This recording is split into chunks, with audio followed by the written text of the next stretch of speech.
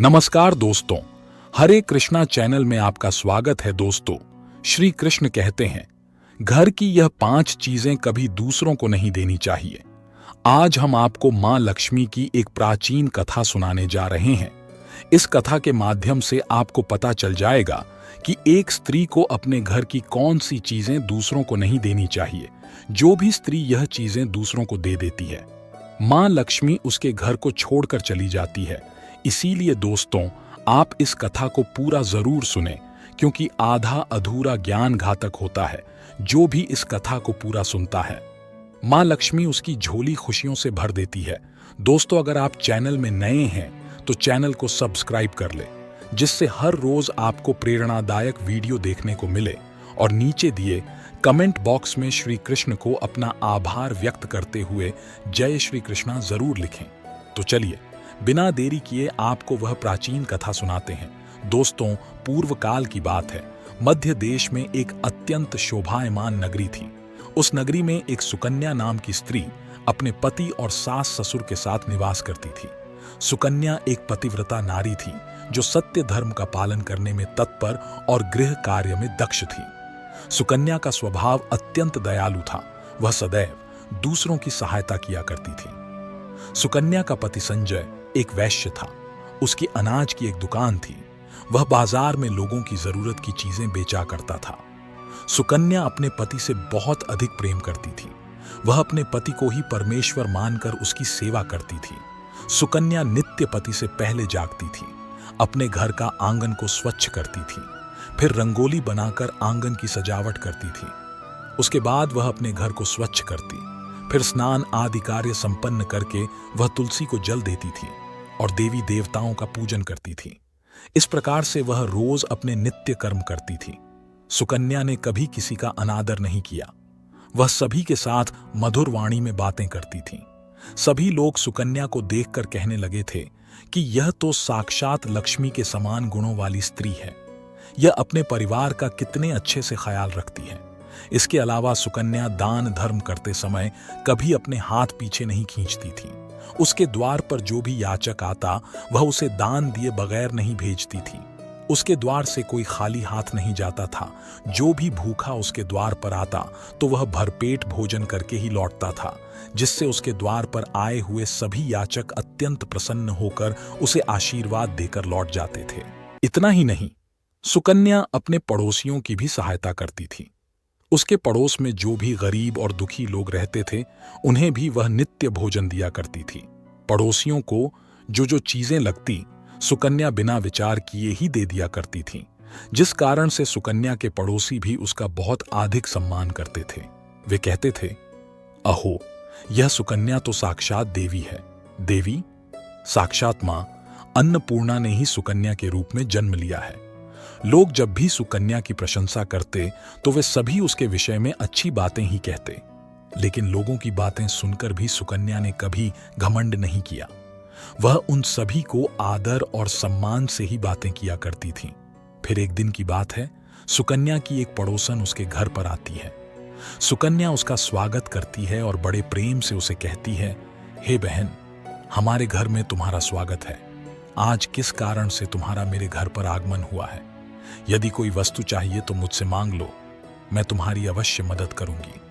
सुकन्या की पड़ोसन कहती है, हे सुकन्या बहन, आज मेरे घर पर बहुत से रिश्तेदार आए हैं।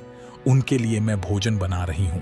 इसीलिए मैं तुम्हारे पास रोटी बनाने के लिए चकला बेलन और तवा मांगने आई हूं। यदि तुम कुछ समय के लिए मुझे चकला बेलन और तवा दे दोगी तो बड़ी कृपा होगी। मैं काम हो जाने के बाद तुम्हें जल्दी ही लौटा दूंगी। सुकन्या कहती है, हे बहन, इसमें क्या बड़ी बात है? अभी मुझे चकला बेलन की आवश्यकता नहीं है, इसीलिए तुम मेरा चकला बेलन और तवा ले जा सकती हो। रुको, मैं अभी तुम्हें लाकर देती हूं।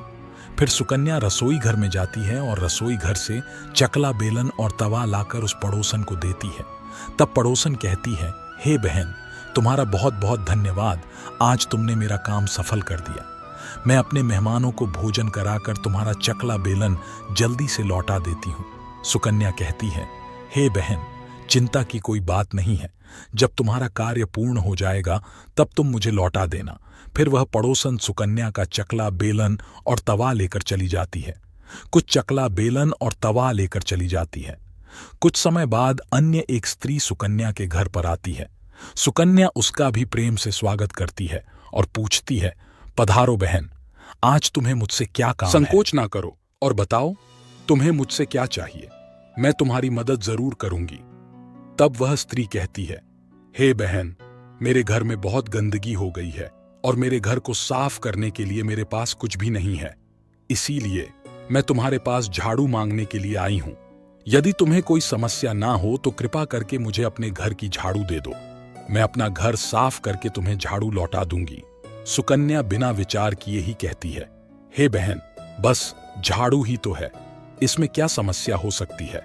तुम रुको, अभी मैं तुम्हें अपने घर की झाड़ू लाकर देती हूं। इतना कहकर सुकन्या घर के अंदर जाती है और झाड़ू लेकर आती है और उस स्त्री को दे देती है। वह स्त्री सुकन्या के घर की झाड़ू लेकर चली जाती है।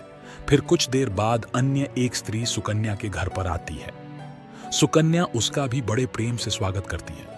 सुकन्या कहती है, पधारो बहन, क्या बात है, आज मेरे घर पर किस कारण से आना हुआ?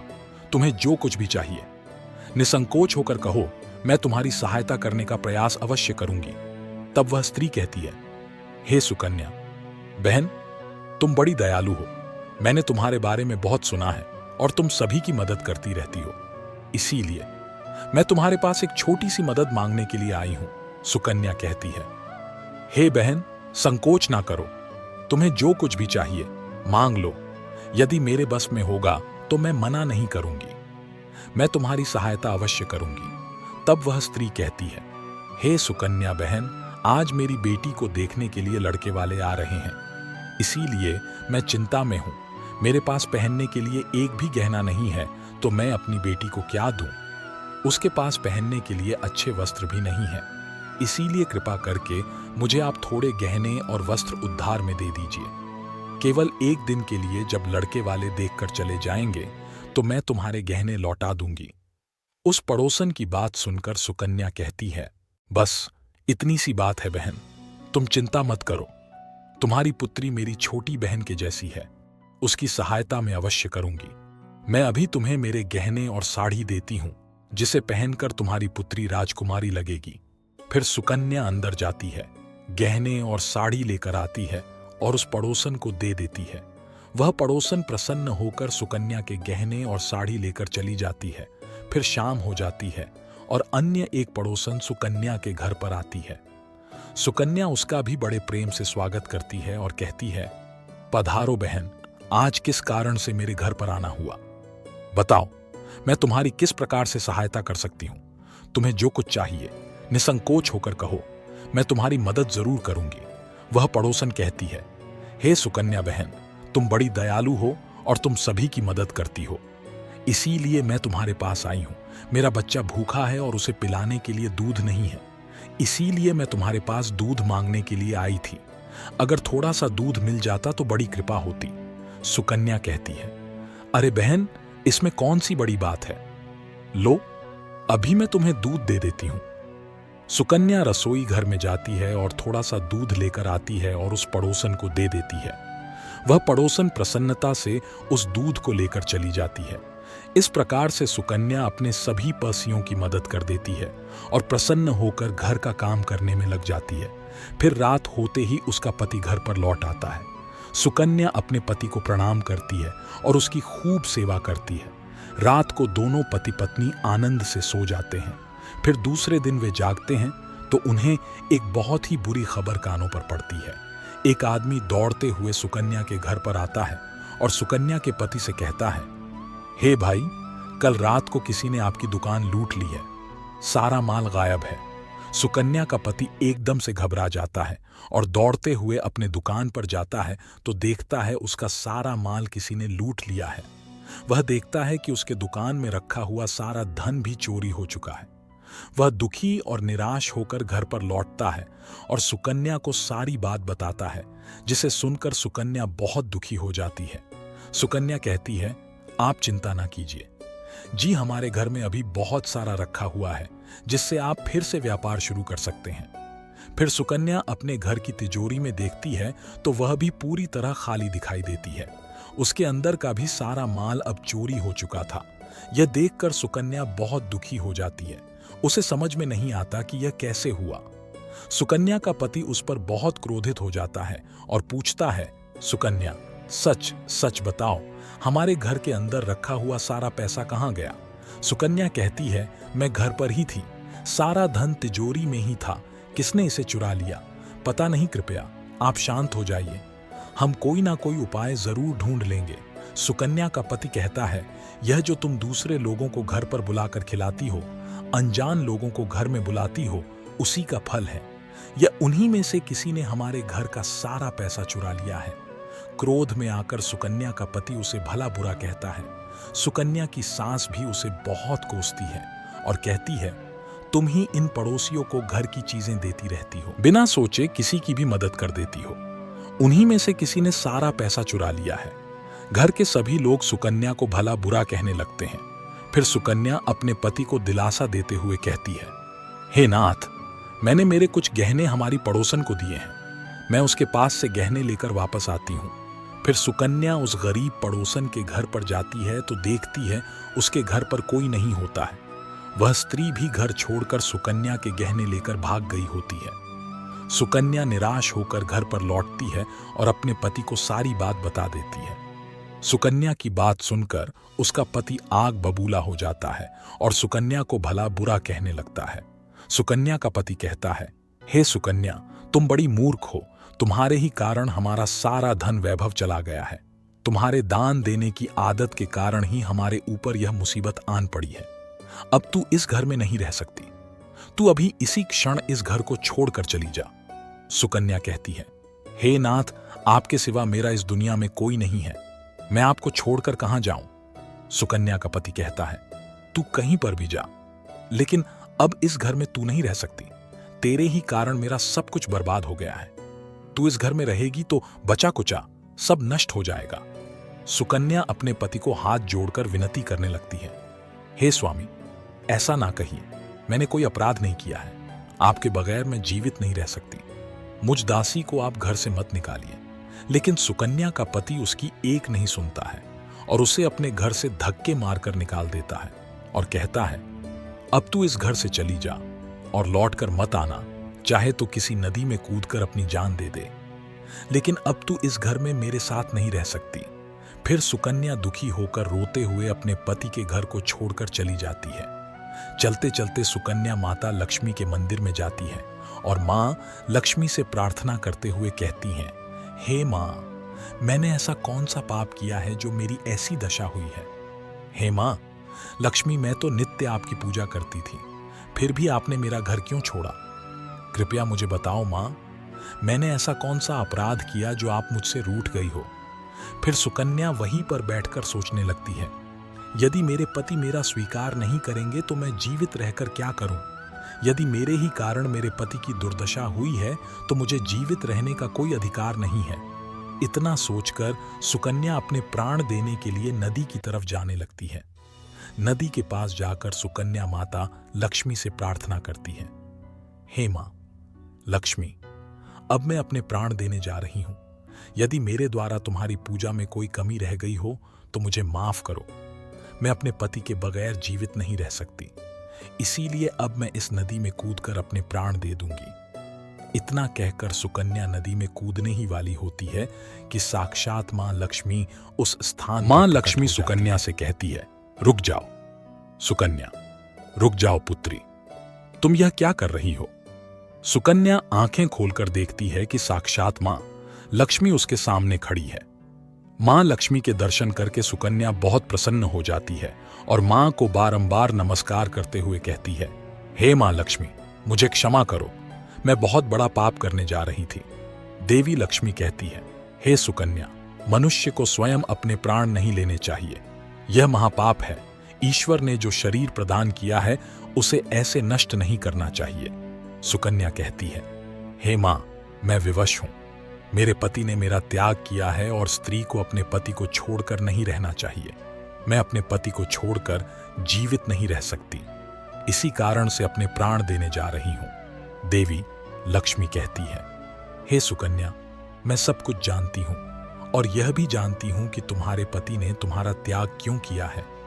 यह सब तुम्हारी ही भूल के कारण हुआ है। तुमने अनजाने में कुछ ऐसा चीजों का दान किया था जिस कारण से मुझे तुम्हारा घर छोड़कर जाना पड़ा। जो भी स्त्री अपने घर की इन चीजों को दूसरों को दे देती है, उनके घर में मेरा वास नहीं होता है। मैं उन वस्तुओं के साथ ही उनका घर छोड़कर चली जाती हूँ। तब सुकन्या कहती है, हे माँ, ऐसी वह कौन सी वस्तुएं हैं? कृपया आप मुझे बताइए, मैंने कौन सी वस्तु का दान किया जिस कारण से आपने मेरे घर का त्याग किया है? देवी लक्ष्मी कहती है, हे पुत्री, अब तुम ध्यान से सुनो। मैं तुम्हें उन चीजों के बारे में बताती हूं जो किसी भी स्त्री को दूसरों को नहीं देनी चाहिए। इन चीजों का दान करने पर मैं उस घर को छोड़कर चली जाती हूं। हे सुकन्या, सबसे पहली वस्तु है चकला बेलन और तवा। किसी भी स्त्री को अपने घर का चकला बेलन और तवा कभी दूसरों को नहीं देना चाहिए। रसोई घर में इन वस्तुओं का महत्व सबसे अधिक होता है। इन वस्तुओं की पवित्रता सदैव ही बनी रहनी चाहिए।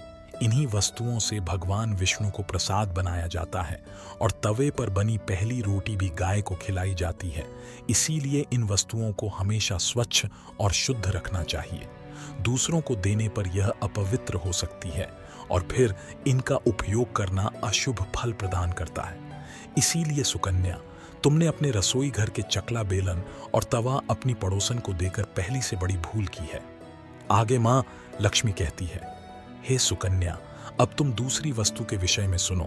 तुमने अपनी पड़ोसन को अपने घर में रखी हुई झाड़ू ही दे दी, जिस वस्तु में मेरा सदैव वास होता है, जो वस्तु मुझे सबसे अधिक प्रिय है। तुमने उसे ही दूसरे को दे दिया तो फिर मैं तुम्हारे घर में कैसे ठहरती? हे सुकन्या, जो स्त्री अपने घर की झाड़ू दूसरों को दे देती है, मैं उसके घर को त्याग देती हूं। झाड़ू से घर की स्वच्छता की जाती है और जहां पर स्वच्छता होती है उसी स्थान पर मेरा वास होता है। ध्यान में रखना सुकन्या, घर में झाड़ू को हमेशा छिपाकर रखना चाहिए। झाड़ू पर बाहरी व्यक्ति की दृष्टि भी नहीं पड़नी चाहिए। झाड़ू एक अत्यंत पवित्र वस्तु है। इसे पैर नहीं लगाना चाहिए और इससे कभी विष्ठा आदि प्रकार की गंदगी साफ नहीं करनी चाहिए। मां लक्ष्मी कहती है, हे सुकन्या, अब तुम तीसरी वस्तु के विषय में सुनो जो एक स्त्री को कभी दूसरों को नहीं देनी चाहिए। वह वस्तु है आभूषण। एक स्त्री को अपने आभूषण कभी अन्य महिला को नहीं देने चाहिए।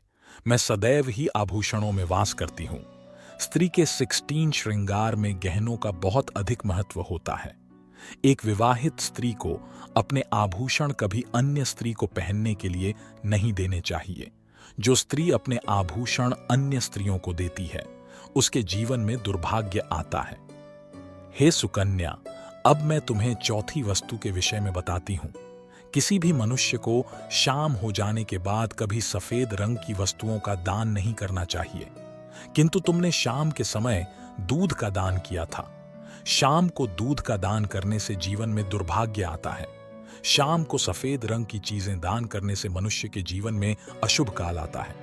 मां लक्ष्मी कहती है, हे सुकन्या, अब मैंने तुम्हें उन सभी वस्तुओं के बारे में बता दिया है जिनका कभी दान नहीं करना चाहिए। यह वस्तुएं कभी दूसरों को उधार में अथवा उपयोग के लिए नहीं देनी चाहिए। सुकन्या कहती है, हे मां लक्ष्मी, मुझसे बड़ी भूल हो गई। मैं इन बातों से अनजान थी। कृपया मुझे क्षमा करो और अब मुझे प्रायश्चित करने का उपाय बताओ। देवी लक्ष्मी कहती है, हे सुकन्या, तुमने प्रायश्चित पहले ही कर लिया है, इसीलिए अब तुम अपने घर पर लौट जाओ। मैं तुम्हें तुम्हारा संपूर्ण वैभव और धन संपत्ति लौटा देती हूं। इतना कहकर मां लक्ष्मी उस स्थान से अंतर्ध्यान हो जाती है। फिर सुकन्या भी मां लक्ष्मी को धन्यवाद करती है और उस स्थान से घर की तरफ जाने लगती है।